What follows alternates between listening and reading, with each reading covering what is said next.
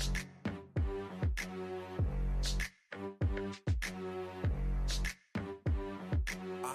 into it. Welcome to the Kandid Shop. We speaking on things you not. Just press play and let it rock. Welcome to the Kandid Shop. Whoa. Welcome to the Kandid Shop. We speaking on things you not. Just press play and let it rock. Welcome to the Kandid Shop. Feel like we going through mad things. Gotta keep it real when they choose not. We gon' talk about it when the news drop. Welcome to the show where you know we don't fake this. Keep your opinion to yourself if it don't make sense. Hey, podcast family. It is your girl, Candidly Kristen, and this is the Kandid Shop, your #1 destination for candid conversations. If you're new here, welcome. If you're a returning listener, welcome back, and thanks so much for your support. So I am super duper excited to have de-escalation and crisis intervention expert, founder of Astrochemistry Consulting, and soon to be author of a ebook, It Isn't About You, Mr. Sean DeMarco Garcia. Welcome, Sean, to the Kandid Shop.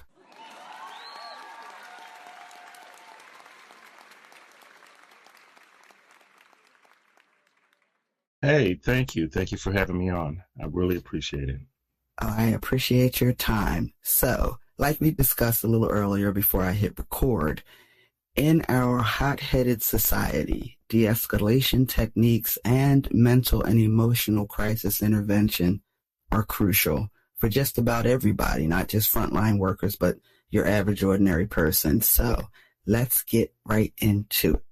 Let's do it, yeah. All right. So first of all, your company name, Astrochemistry, is interesting and different. So can you share with me the story behind the name? Absolutely. So I'm from Detroit, Michigan. My father was a Detroit musician, and I grew up in that lifestyle in the 70s. And my dad, being a musician, like all the other musicians, he actually put out one record. He put out a 45. It's called No, I Don't Really Want It. Mm-hmm. And the label that he created was called Astrochemistry Records. And I always loved the name ever since I was 4 or 5 years old. The logo was fire, and I just kind of kept that close to my heart because I always liked it. I don't think he ever realized how much I really dug it. And then, like, you know, my dad ended up passing away, we're fast forwarding, but my dad ended up passing away a week before I turned 48. Mm-hmm. So because I always liked the name and I am my father's son, I kind of, for me, it was just a way to keep the name going. I've always liked the name, and I want to share it with the world, but based off of my skill set, not trying to replicate what he did when he was here, if that makes sense. Okay. All right. I like it. So did you ever know why he picked astrochemistry for his label? No, not specifically. I have ideas because I was kind of raised in the sciences, the arts, the metaphysical. Okay. I was kind of raised to look beyond my immediate environment and realize there was a world bigger than where I was growing up. Okay. Which is why I joined the Navy, which is why I've done all this other stuff and traveled and, you know, and embraced other cultures and these beautiful experiences that come with traveling. So nice. All right. So talk to me a little bit about your journey leading up to founding Astrochemistry Consulting. Like, what inspired you to focus on de-escalation and crisis intervention training, and specifically for frontline workers? Well, so I was 46 years old and I became a police officer. Okay. So I was a 46-year-old rookie and I got sent to a crisis intervention class to become a CIT officer. And I liked it so much. I really enjoyed the role play and everything. And I think a lot of that comes into play from like my entertainment background, being my father's son. But I also found out that I had a knack to connect with people when we were doing these role plays. So the guy that got me into it, he asked me to be a coach. And at that point in my life with where I was unable to do it. But a couple of years later, after I stopped being a police officer, we reconnected and I started doing some work for him as a coach throughout the state of Colorado with these different agencies, and it was great. Then I became an actor because I have an acting background. So it was something I really became passionate about. And I just felt that because we were primarily training law enforcement, I saw a need for this type of thing for all frontline workers. And then so that's where I created the company Astrochemistry Consulting. But I also I said, hey, what's a great way to promote my company? Hey, I'll write a book because that's my natural talent. I'm a really, really good writer. So as I started writing a book, I found that I didn't want to do a book on 12 steps to do this and 9 steps to become this. And then, a lot of people in today's society don't like being told what to do. Right. So I finished the first draft of the book, and now I'm on draft 2, and I'm including memories and lessons with these techniques so that people will better get it. And then I found out, hey, what I'm teaching here, what I'm sharing here, it's really good for anybody. It's good for interpersonal relationships. Right now, my day job is I'm a program manager of a security department at one of the hospitals here in Denver. So I have like 8 sergeants under me, and then I got 30 officers under them. Okay. And my main thing is I want everybody to get home safe, but I also need you to remember when you work in healthcare, you're going to have agitated people. They're going to say things that hurt your feelings. It's not about you. Don't take it personally. And that's hard for some people because we all get triggered. We all have these different triggers. So I have these three things that I share with my department. And it's just really simple. And so far it's worked. And people, when I share with these officers, they take a breath and say, wait a minute, this isn't hard. You're right. Right. So, and that makes me feel good. I'm not doing this to be right. I'm doing this because this is a very human thing to share. Right. And I think if we all just gave 2% more, listen 2% more, slow down 2% more, you'll see a huge difference in how we receive each other. Yes. So it's not a political thing. It's not an ethnicity thing. It's not a cultural thing. This is a human thing that I'm putting in. I'm very much, and I've said this before on other shows, I'm very much a We Are the World kind of a person. It's one of my favorite songs. I was there from the beginning. I know all the words. I got the T-shirt, DVD with the background scenes. I watched the Netflix special. But there's some truth in that, and I go by that. And because that's always been my philosophy, I have friends literally from everywhere. And it's been a beautiful experience that I've had because I've allowed that. Yes. Instead of just wanting to be right all the time, if that makes sense. It absolutely does. And the reality is we are far more alike than we are different. Absolutely. I took an anthropology class. Yeah, we have a lot more in common than we don't. Right. But we allow social media to divide us.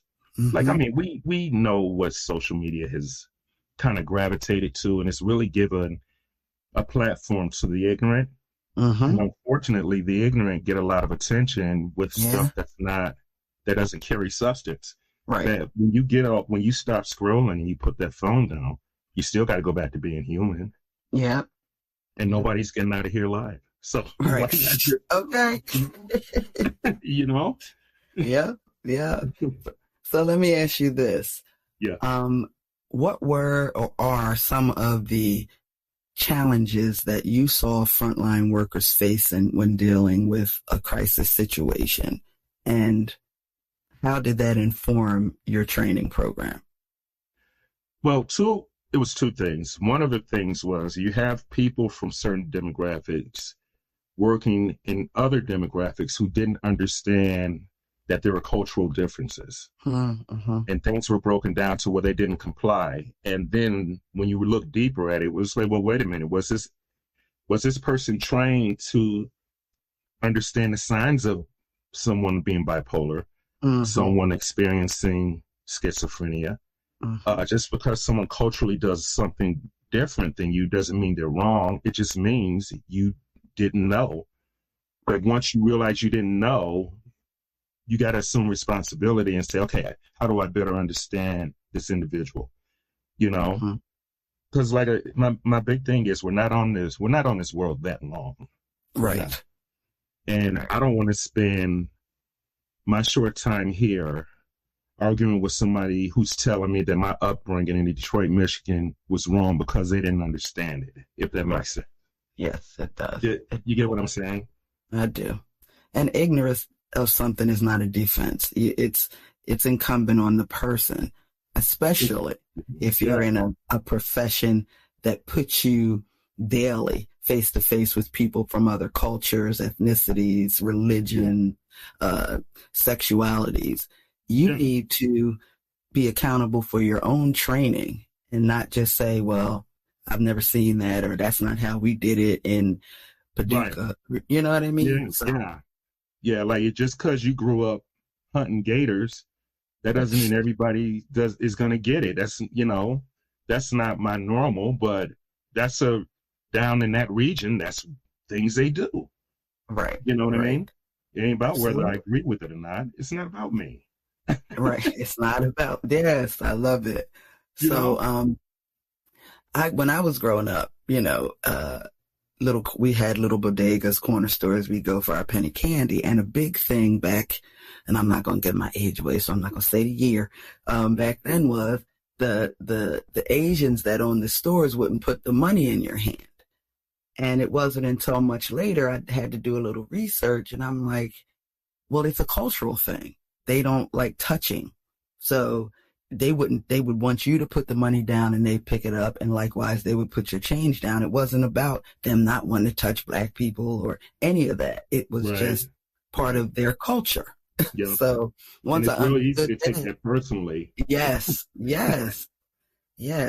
But they couldn't explain it to me because there was the language issue. So I could either just get mad and assume whatever I wanted to, or I could find out. And that's what I did. So, let's look at that though. What do you do when you're on the other side of that with where you were, and you're in an environment that traditionally rejects or hasn't yet learned that other cultures have a right to be who they are?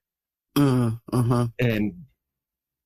we end up taking everything so offensively. We're offended by everything. We think it's personal. A lot of stuff just isn't personal. Right. Unless you're an a-hole. Right. There's that, but we got a couple of them out there, but it's just, this with where we are, it's just really, it's challenging, and it's a little sad. I have two boys. I'm a single dad with two boys. I have 15 and 12. Wow. And I'm really careful. I have to be really careful about the world that I'm bringing them in, because here's the thing. How many times have you heard this? Well, I was raised like this, so I'm going to raise my kids the way I was raised, but you can't do that because that was 30 years ago. Yeah. And that world no longer exists. Well, now I'm going to just interrupt you right there. Now, there are some things that are timeless, in my opinion. Yeah. You know what I'm saying? Yeah. Like a general respect for other people, other human beings. Yeah. But yeah, I get what you're saying. Like my 12-year-old, he was born in 2011, and he asked me the same question I asked my grandmother in 1976, and I was like, oh crap, this is where I am. Yep. And he asked me, he said, Dad, in the 1970s, he said in the 1990s, was the world in black and white? And I looked at him, I said, what? And he was serious. Yeah. And I'm like, oh, dude, I'm my grandparents. And I don't even have grandkids. So it's humbling. So you kind of got to you got to raise them and not be their friend until they get older. Ooh, but you also don't want to put them in a position where we didn't have a voice growing up. So I allow them to feel, and I allow them to, hey, okay, well, let me know what you're thinking. And honestly, I'm from Detroit. Some things are just non-negotiable. Get your room cleaned up, dog. Right. Get your bathroom up. Yeah. Wash your clothes. Wash your face. Some things are non-negotiable. Yeah. But if they're asking because they don't understand, I owe them that rather than just getting that 1970s response because I said so. Because I said so. Yep. That is you true. Get what I'm saying? That is absolutely true. Yeah. So the work that you do, I'm sure that it is emotionally draining and demanding. So in your trainings, is there a component built in to ensure the mental, emotional well-being of the people you train and you? I am so happy you asked me that because the other component of this that's in the book is the more I wrote, the more I found out, and I am a living testament to this, okay? What good is it to be a frontline worker? What good is it to be there for your spouse or be in a professional relationship if your self-care for you is not there? Mm-hmm. So if you're carrying a firearm, you're carrying a baton. I don't think they do that no more. They ain't let me carry mine. Sure. You're carrying an asp or the pepper spray, the OC spray. And you're not taking care of yourself and you're having troubles at home or you're grieving or you're just out, and then you're expected to go out and help other people that need to be healed. It's not going to end well. Right. I can tell you I absolutely, myself in the last 6 or 7 years were the hardest of my life. And I lost my dad. I went through a divorce. I became a cop. Then I quit being a cop. Then I got my heart broken by a woman. Oh, yeah, it was a perfect storm. I call it a perfect storm, and I don't know how I made it through. I really, really do not, I was just trying to survive, but unfortunately, I wasn't taking care of myself. And a couple of times in the last 6 years, most recently, and I'm going to share this is really personal, I had an emotional breakdown and I wasn't okay. Right. I thought I was, and it was a slow decline. And anybody who knows me was watching me decline slow until it came to a head and some things ended up happening and there was some change and I was forced to sit and reflect in a situation that I didn't ask for. Now, were you working as a consultant in this perfect storm period? Unfortunately, yeah, because I'm like anyone else. I don't come from a wealthy family. I don't make $300,000 like a lot of these women expect us to. Right. I'm literally just trying to be the best human I can be, the best dad, best friend. And sometimes things get heavy, and I have an ex-wife who I have a great friendship with, so we co-parent really well. But I wasn't taking care of myself, and I can think of moments when I was working as a coach or an actor where I look back and I was like, how did I get through that? There's no way I should have been there trying to teach other people. Right. Well, that's important that you recognize that, however that recognition came, that it was recognized, and hopefully you've, inserted some self-care not only into your personal life, but your professional coaching life as well. Yeah, I had to take a step back from everything. Writing, when I did the first draft of the book, it really opened me up, and I'll share this too, I had been seeing a therapist, a psychologist on and off for the last, 13 years. Uh-huh. And the only reason I'm not seeing him now is because he retired. Right. And now I'm like supposed to go find another one and open up. Right. I'll figure it out. Right. But he gave me, the most important thing was he gave me the tools to allow myself to say, Sean, it's okay to say no to people. You don't have to say yes to everybody. Right. Do what makes you feel good and don't feel guilty about it. Because my thing was I'm really into making other people feel good. It's one of my love languages, a nurturer. So I cook, I give away food, I do all this stuff. But I really wasn't addressing the root of what was inside of me. And I was dying inside when I look back on it. Wow. So, you can't drink it away. You can't screw it away. You can't, You know, you got to go through it. You have to go through it. That's why I don't really understand when people say, hey, I'm not going to therapy. And you're obviously going through a challenge. It's not a, here's the thing. I got this from my favorite speaker, Les Brown. Okay. Les said, I met him one time and I'm going to see him again. I'm going to meet him again. Les said, we don't ask for help because we're weak. We ask for help because we want to stay strong. Mm. And how many people have the emotional fortitude to really admit that and do it? Yeah. Yeah. So it all starts with the self-care. There's no way I'd be able to write this book, get on my 5th podcast, and really live this if I didn't go through it, if I didn't experience it, because that's what I'm good at. I'm good at being genuine, being human, and being kind. I try to be kind till you cross me. Don't cross me. Right. Kind and weak are not synonymous, okay? Right. Like, I'm still a spiritual being having a human experience. And I'm really hard on myself. Everyone tells me I'm really hard on myself. So I have to allow myself to be human. Yeah. Give yourself some grace. Yeah. I'm not very stoic. So, like, I'm not. I think every woman I've ever been in a relationship with has seen me cry. Right. You know? But it's a human experience, you know? That's right. It's supposed to come out because when it stays bottled up, and instead of tears, it comes out in explosions of all kinds.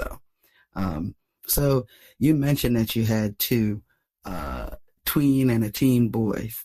So my next question to you is, in 15. Yes.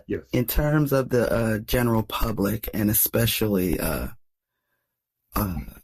African American or BIPOC populations, how can those people, like regular people in a situation with a frontline worker, law enforcement officer, who clearly doesn't have de-escalation in their mind or their posture, how do we attempt to de-escalate?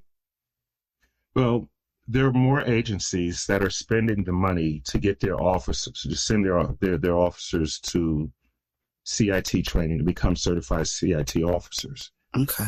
My thing to anyone, okay, is if you're in a situation and you're close to being detained or it's turning into a situation that's going to go down a bad road, ask for a CIT officer. Okay. Ask for it. Okay. Because that CIT officer is going to be better trained to recognize what that other officer may not see because they didn't go through the training. Right. I think one of the things, like I used to have people tell me, "Oh, you're too nice to be a police officer." Yeah, and as a man of color who was a police officer, I caught a lot of hell from my own community, from my own Black and brown community. Yeah, but I stood through that, and I wasn't going to change who I am because my agency at the time hired me because of who I am.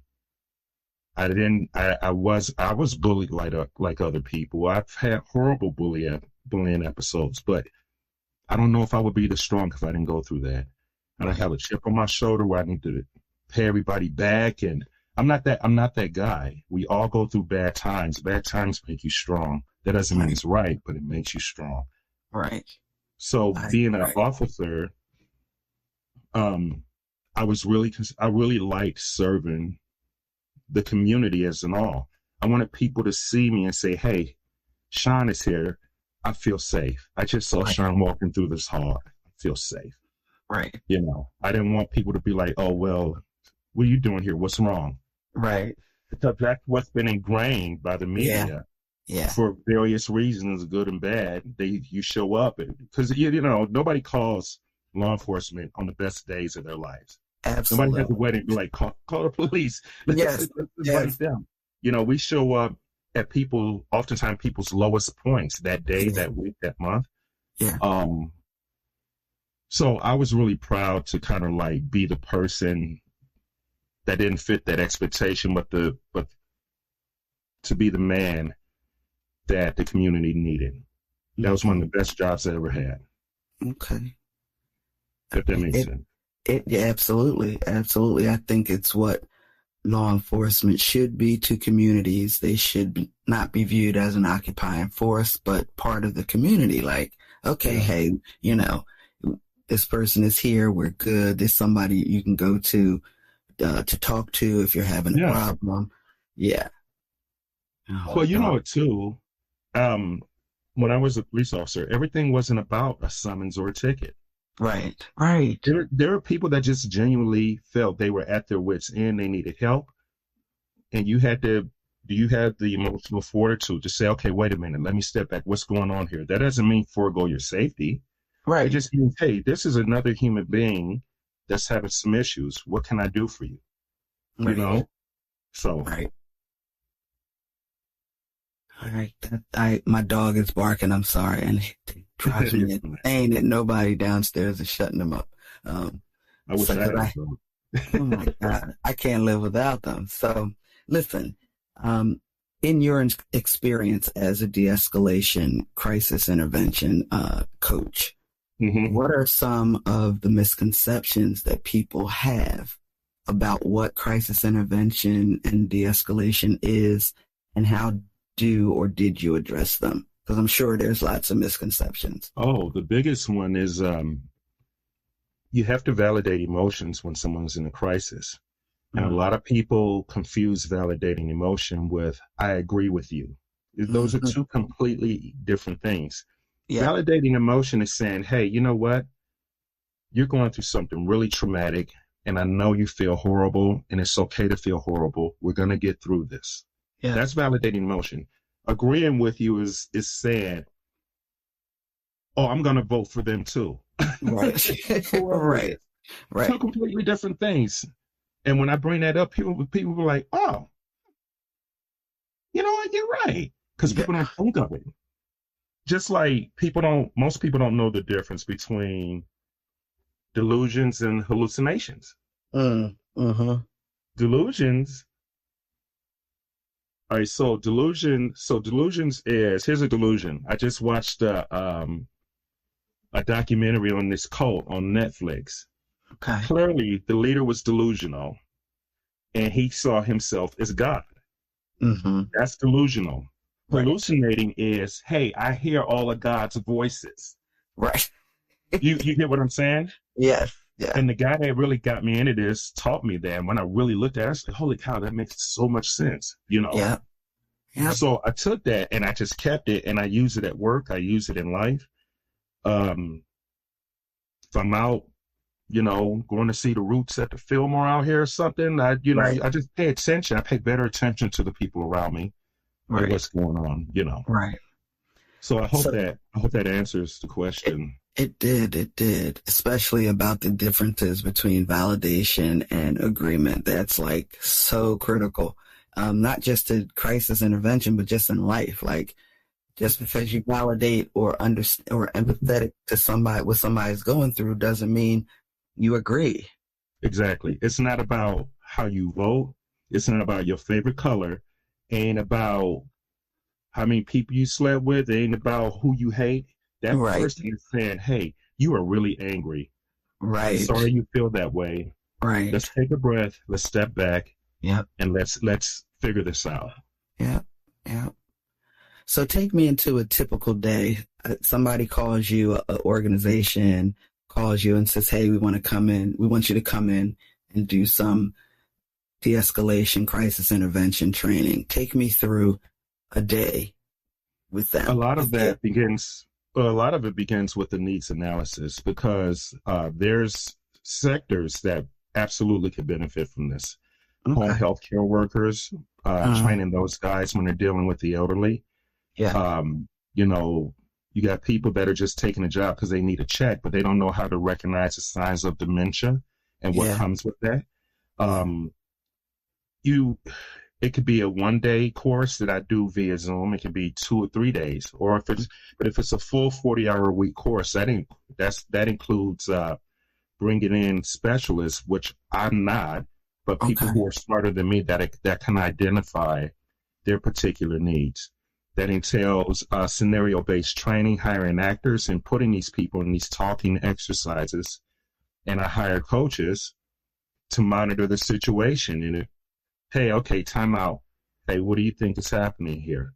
Okay. You can't, when you're in these role play exercises, no weapons are allowed.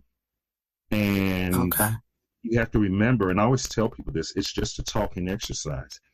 You will be surprised how many people in law enforcement I say this to, and they're so uncomfortable talking. It's like, you look the part, you're very tactical. Right. But talking, and this is up for debate in another podcast, but talking can be tactical or not. Yeah. But it's certainly a skill or two that needs to be developed. And when you're in these exercises, that skill is only going to get stronger when you continuously use it like any other skill. Yes, absolutely. That's a perfect segue, because I wanted to ask you how important communication is to this process, and what are some, I guess, key communication strategies that you emphasize or use or suggest? Well, really, for me, it's been just three things. I break it down to just three things. Listening. Okay, that's the number one. That's actually chapter 1 in the book. Listening. Okay. That's something none of us do enough, because we listen to reply, not to understand. Right. Listening and being heard. Okay. Yeah. The other thing is empathy. And number 3 is validating emotion. And if you lead any discussion, disagreement, or argument with these 3 things in mind, you're probably going to get a little different outcome. You may not agree, but if you can curb what could become DV, a fallout, oh, you don't respect me, I just think those 3 things are really, really important. And it's something I even have to remind myself of. I get frustrated. Yeah. I'm human. I get frustrated because we all want to be heard. But it's okay to slow down and listen, have empathy and validation. That doesn't mean you agree. Emotional validation, not just validation, emotional validation. So yeah, those 3 things. Listening is chapter 1 in the book. Right. That's the first chapter. That's where it all starts. Listening, empathy, validation. Top 3. Emotional validation. Emotional validation. Got it. So you're validating emotions. Remember, hey, my wife is really pissed off. Sweetheart, I'm really sorry. I know you feel like this. Can we take a step back? Rather than, you always mad. Why you mad again? Right. We was doing good, babe. Yep. I agree. Like it matters how you how you communicate, how you listen. All of that matters. How you kind of put yourself, the empathy part, put yourself in that person's shoes, and try to understand, even if you're looking like it's not that serious, but to them it is. So. Yeah. Well, I'm going to tell you, when I was working as a coach, law enforcement draws a lot of testosterone. So you get these guys that can bench press 400 pounds. They walk around with the swagger. We got the firearms. We got the bulletproof vest we wearing. We looking good. Our hair's combed. And I get them in these classes. And because we're all human, an actor will put them through a scenario where it's, hey, my uncle died. My father died. And you don't know how close to home that hits these individuals, and they'll break down crying. And I say, time out. I'll take them out in a hall. I say, hey, is everything okay? It's like, man, that was really close to home. This is good. And I don't do that. Like, I've had a lot of people cry with me, and that's a bit like intended. But I think it says a lot about how I approach things and allow people to be human. Yeah. Yeah. And it's important to know that you might be pushing a hot button for somebody unaware. And so their reaction is based on their own experience, lived experience, trigger, whatever. Yep. A lot of triggers. And we all have them. Yeah. We all have them. Some people hide them really well. And some people don't, because they were trained to react rather than respond. Yeah. And that's 2 different things. Yes. Yep. I want to talk briefly about your upcoming book. It isn't about you. Lessons, memories, and techniques in crisis communication is the full title. Yes. Without giving all of the good, juicy stuff away, could you give us a sneak peek into some of the key lessons, techniques, memories that you share in your book? Absolutely. I've made sure to include some of my own experiences. Okay. Not to say, hey, I went through this and your experience isn't going to be worse than mine. I don't get into that game because I think trauma is trauma. And there's actually, and I don't like playing that game within my Black and brown community or even with other demographics because we all carry trauma. Yes. You know, I'm not going to get into the, well, this happened to my people, so I'm worse off than you. I mean, who thinks like that? Right. I don't think like that. But acknowledging that you carry a certain trauma and saying, okay, I know this is here. How am I going to work on it? And that's where I made the decision to include other people's lessons within the book. Okay. Not just mine, because it's kind of like when you're a parent, you ever tell your kids something and they never get it, but they'll go over to somebody else's house and they'll tell them the same exact thing. And they'll suddenly just be like, hey, it's like the first time they heard it. Right. You know what I mean? So I have to step back because, like I keep saying, I ought to get it on the t-shirt. It's not about you. It's not about you. Are you dedicated to the message you're saying, even if it comes from someone else? So that's why I'm including other people to share their stories. So I have a trauma chapter. Mm-hmm. I have a coping strategies chapter, and that goes into the self-love thing. Okay. I address a little bit of PTSD because we all carry that. Mm-hmm. And I even have a chapter on when de-escalation doesn't work, what's next? Because a lot of people don't know. Oh, well, I tried these techniques and they're just not, I'm not connecting with them. Okay. And what's the one phrase I say? Because then you start to take it personally. Well, I'm not connecting with them. They don't like me. What do? You're doing something wrong. No, it's not about you. Step back, let somebody else step in who they can connect with. Right. You're not going to connect with everybody. You're not going to be everybody's savior, right. Because it's not about you. And I think that's a really selfless thing to embrace. Yes. Because if what you're doing is really for the good of others, it can never be about you. If somebody learns the lessons from somebody else, that doesn't make your lesson invalid. It just makes you kind of cool because you introduced them to this other person or book or resource and they got it and they didn't get it from you. It's okay. I love the title. It isn't about you. I don't know if you heard of the 4 agreements, but that's one of them. Don't take anything personally. That's correct. Yeah, I've read that book. I've read a lot of books. I was that kid in elementary school because I loved to write.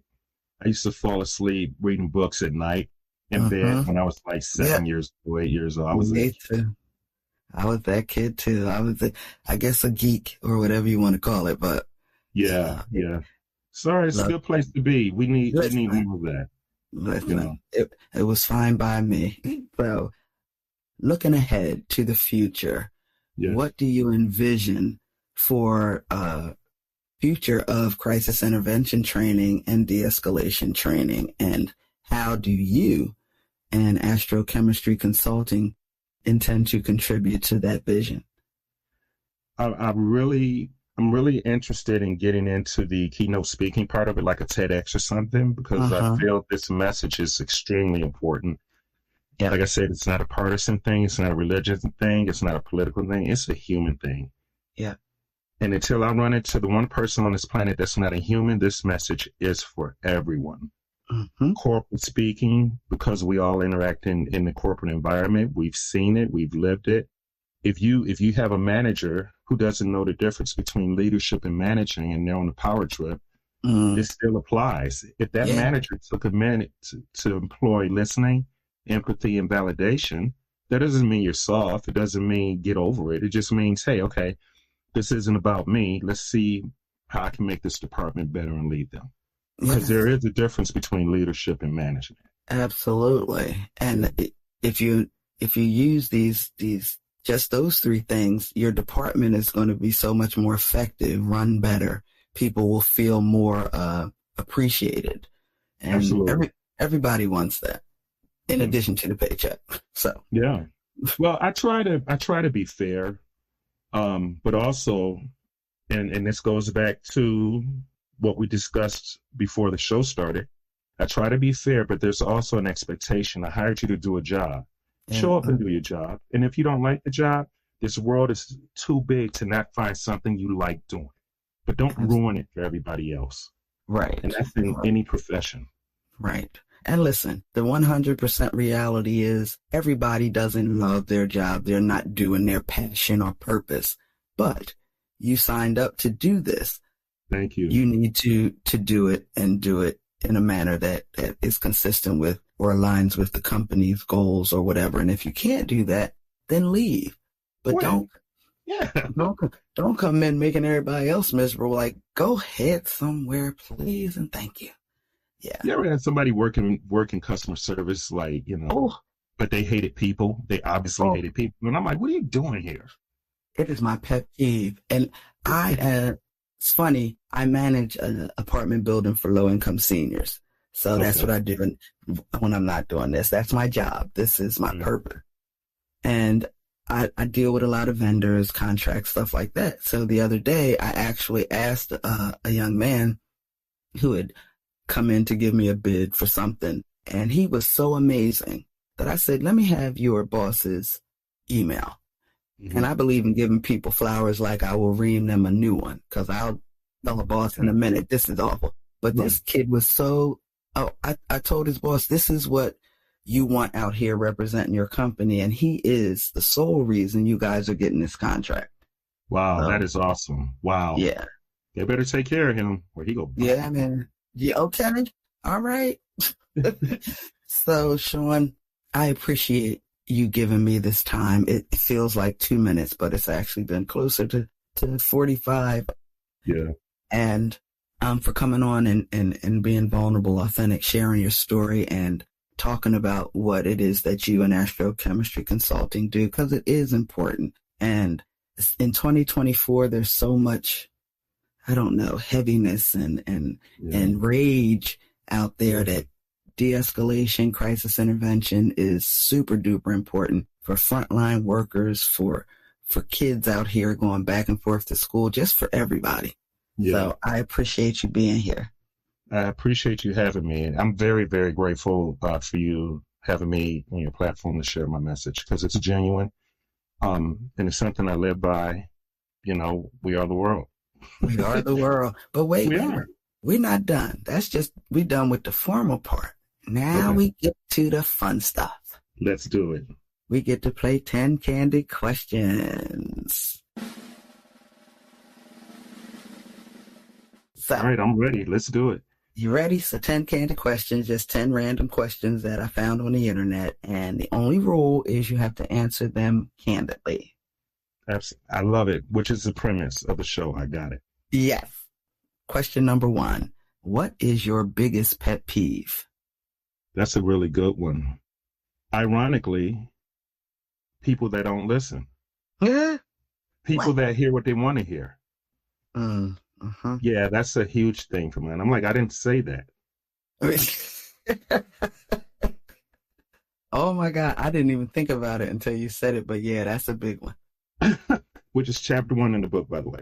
Okay. Listening. All right. Question number 2. Handshakes or hugs? I mean, we coming off this.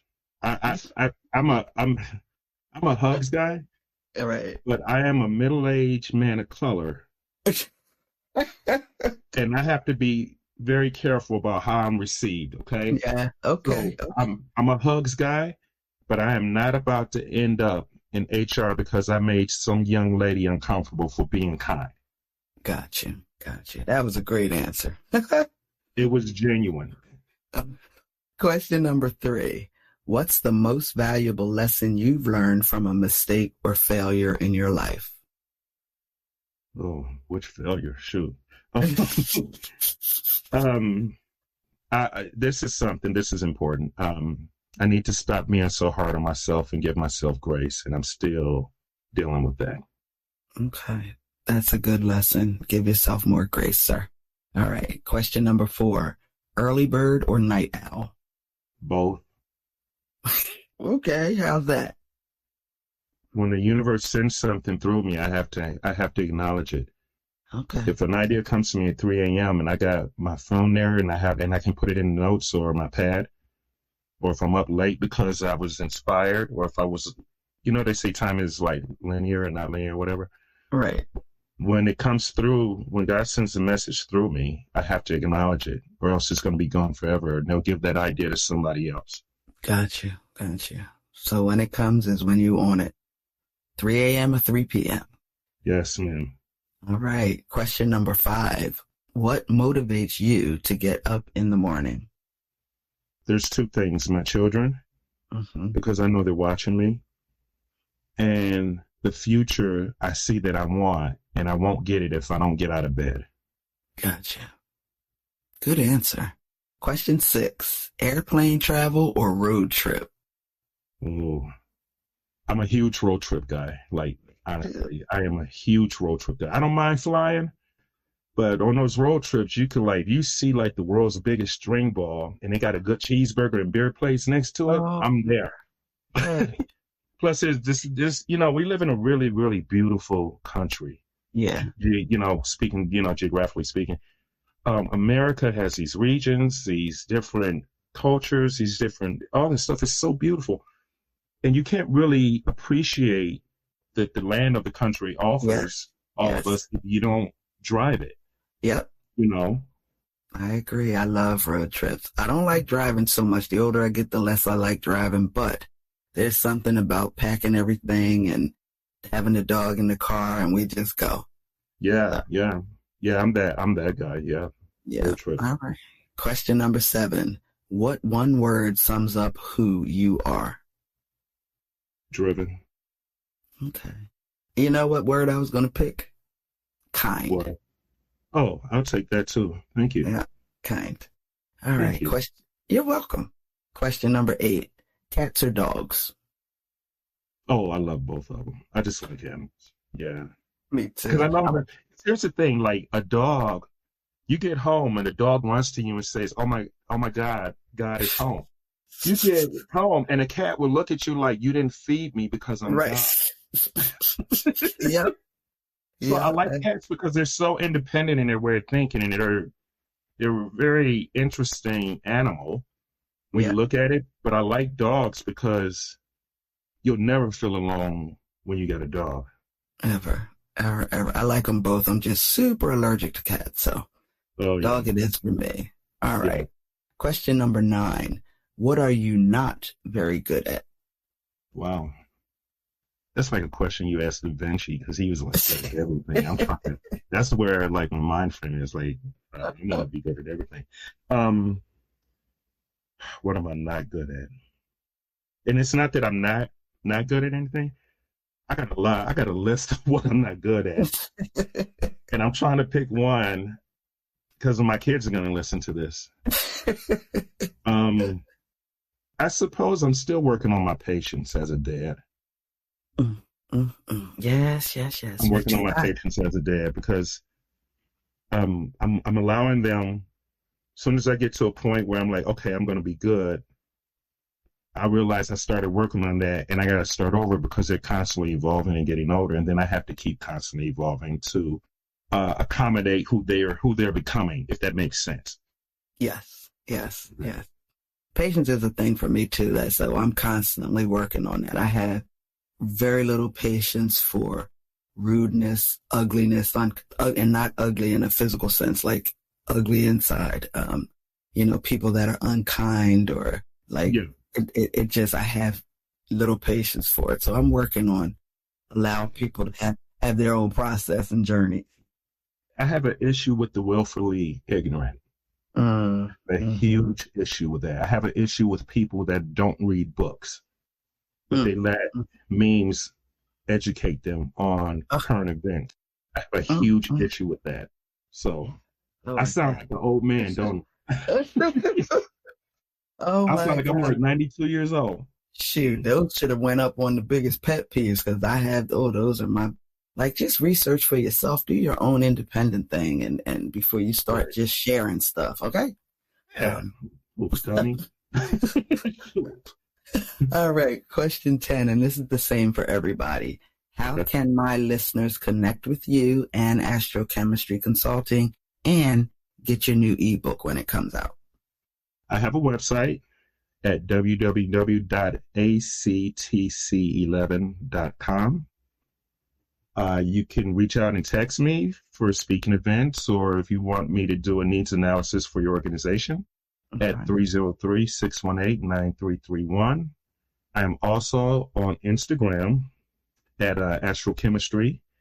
I'm on TikTok, Astrochemistry. And that's my business account. And I have a personal account, Mr. Garcia 313 on TikTok. I'm also I have a Patreon account where I'm just started uploading little tidbits and free content for people to get these nuggets. I'm on Twitter. Oh, I'm sorry, X. Yeah. So I'm out there. I'm not hard to find. You can Google me, and if you reach out to me, and I know you're not a bot, I will definitely get back to you. Right. If you know of someone that can benefit from my services, I live in Colorado, but I can teach classes over Zoom. I've done it before. Reach out to me, but you can't get the knowledge if you don't make the call or contact me. Absolutely. And the book is available on your website, or will be? I'm on draft 2 of the book. It's coming, y'all, I promise. It is like, and I've been pumping it up. I gotta hunker down and get it done. I might need to just block out some time and just knock this out, because I'm that good of a writer. I can get it done. So okay, all right. But it's you can see the cover of the book on my website and all of that stuff. So okay, and guys, whenever it drops, I will add it to the episode show notes, not nuts. No worries. So, Sean, thank you again. Thank you for your time, your authenticity, just like a super duper awesome chat. This was so much fun. Thank you. I appreciate you. I appreciate the work you do as well. Thank you. I appreciate you. Have an awesome day, okay? You too. So, guys, Sean's contact info, website, links to his ebook when it drops will be in the show notes forever and a day. And please don't forget to visit my website at www.thekandidshop.com. That's Kandid with a K. Listen to an episode, drop me a review, share the show. Please share the show. And until next time, I want everyone out there to keep it safe, keep it healthy, and keep it candid.